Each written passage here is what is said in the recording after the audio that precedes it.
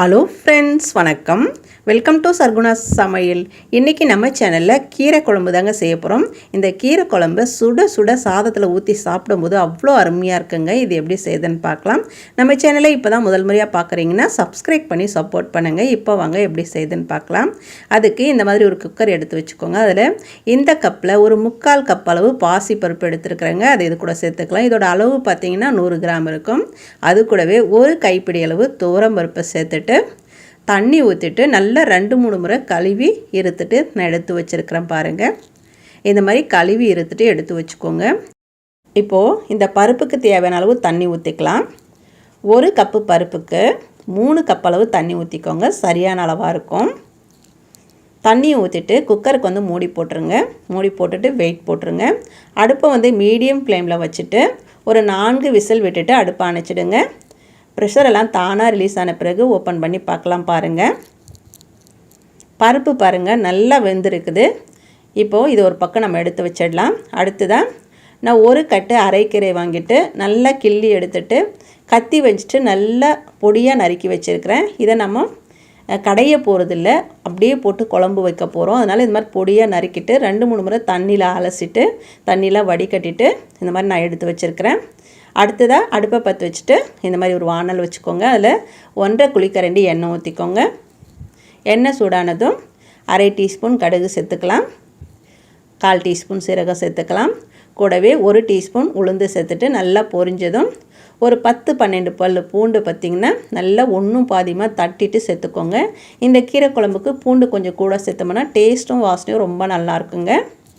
இப்போ பூண்டு இந்த மாதிரி சவந்து வந்ததும் இது கூடவே ஒரு கொத்து கருவேப்பிலையை உருவி போட்டுக்கோங்க. கூடவே ஒரு 3 காய்ந்த மிளகாயை கிள்ளி போட்டுக்கலாம். இது கூடவே ஒரு 2 பச்சை மிளகாயை ஒடிச்சு போட்டுக்கோங்க. இந்த காய்ந்த மிளகா பச்சை மிளகா 2 கொஞ்சம் நேரம் வதங்கட்டுங்க. பாருங்கள், இந்த மாதிரி நல்லா வதங்கி வந்துட்ட பிறகு ஒரு 15-20 சின்ன வெங்காயத்தை நல்லா தோலை உரிச்சிட்டு நல்லா இந்த மாதிரி பொடியை கட் பண்ணிவிட்டு சேர்த்துக்கோங்க. இந்த கீரை குழம்புக்கு இந்த மாதிரி சின்ன வெங்காயம் நிறைய சேர்த்து செய்யும்போது டேஸ்ட் ரொம்ப நல்லா இருக்குங்க. சின்ன வெங்காயம் இல்லாத பட்சத்தில் ஒரு 2-3 பெரிய வெங்காயத்தை இந்த மாதிரி கட் பண்ணிவிட்டு சேர்த்துக்கோங்க. இந்த வெங்காயம் பார்த்திங்கன்னா ரொம்ப வதங்க தேவையில்லை. ஒரு 3/4 பாகம் இந்த மாதிரி வதங்கினா போதுங்க, ரொம்ப நல்லாயிருக்கும். அடுத்ததாக பார்த்திங்கன்னா இது கூடவே ஒரு தக்காளி வந்து கட் பண்ணி வச்சுருக்கிறேன். அதை இது கூட சேர்த்துக்கலாம். இதுக்கு வந்து தக்காளி நிறைய சேர்க்க தேவையில்லை, 1 சேர்த்தா போதும், கரெக்டாக இருக்கும்.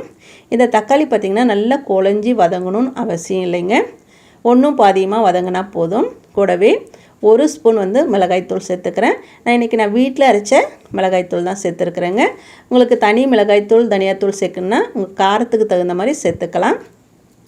சேர்த்துட்டு இந்த மாதிரி நல்லா தக்காளி வதங்கி வந்ததும் நம்ம அலசி வச்ச கீரையை வந்து இது கூட சேர்த்துக்கலாம்.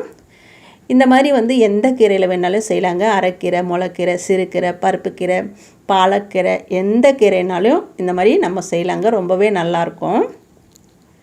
இப்போ கீரையை சேர்த்துட்டு இது சுருண்டு நல்லா வதங்குற வரையும் நம்ம வதக்கிக்கலாம். பாருங்கள், இந்த மாதிரி நல்லா வதங்கி வந்துருச்சு பாருங்கள். இந்த கீரையை சேர்த்துட்டு இன்னும் கொஞ்சம் கீரை இருக்குது, அது இந்த டைமில் நம்ம சேர்த்துக்கலாம். நிறைய கீரை சேர்த்து செய்யும்போது குழம்பு வந்து ரொம்ப சுவையாக இருக்குங்க. மீதம் இருக்கிற கீரையும் சேர்த்துட்டு இந்த மாதிரி நல்லா சுருண்டு வர வரையும் வதக்கிக்கலாம். இப்போ இதுக்கு தேவையான அளவு நம்ம தண்ணி ஊற்றிக்கலாம். நான் 1 டம்ளர் அளவுக்கு தண்ணி ஊற்றுறேங்க. இதோட அளவு பார்த்திங்கன்னா ஒரு 1/4 லிட்டர் தண்ணி இருக்கும். ஊற்றிட்டு நல்லா கலந்து விட்டுட்டு ஒரு 4-5 நிமிடம் வந்து நல்லா வேக வச்சுக்கலாம். அடுப்பை மீடியம் ஃப்ளேமில் வச்சுட்டு நல்லா வேக வச்சுக்கலாங்க.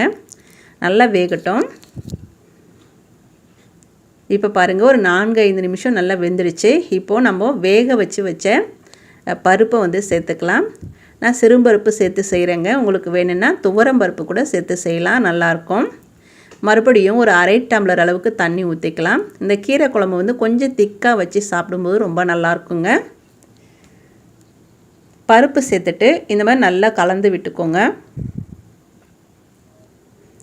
இப்போ இந்த கீரைக்கு தேவையானாலும் நம்ம உப்பு சேர்த்துக்கலாம். உப்பு சேர்த்துட்டு ஒரு முறை நல்லா கலந்து விட்டுக்கோங்க. கலந்து விட்டுட்டு ஒரு 5-6 நிமிஷம் வந்து நல்லா வேகட்டும். நல்லா கீரை வேகணும். பாருங்கள் ஒரு 5-6 நிமிஷம் நல்லா கீரை வெந்துட்டு குழம்பு பாருங்கள் இந்த அளவுக்கு இருக்குதுங்க. இப்போ இதுக்கு ஒரு தாளிப்பு போட்டுட்டா ரொம்ப நல்லாயிருக்கும்.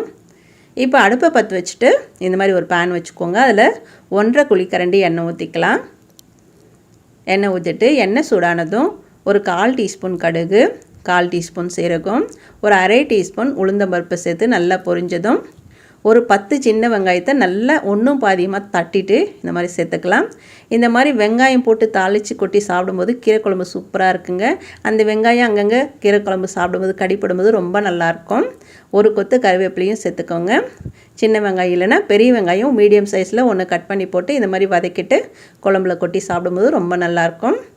இந்த வெங்காயம் வந்து முழுசாக வதங்க தேவையில்லை. இந்த அளவுக்கு வதங்குற மாதிரி வதக்கிட்டு அப்படியே எடுத்து குழம்புல கொட்டிடலாம்.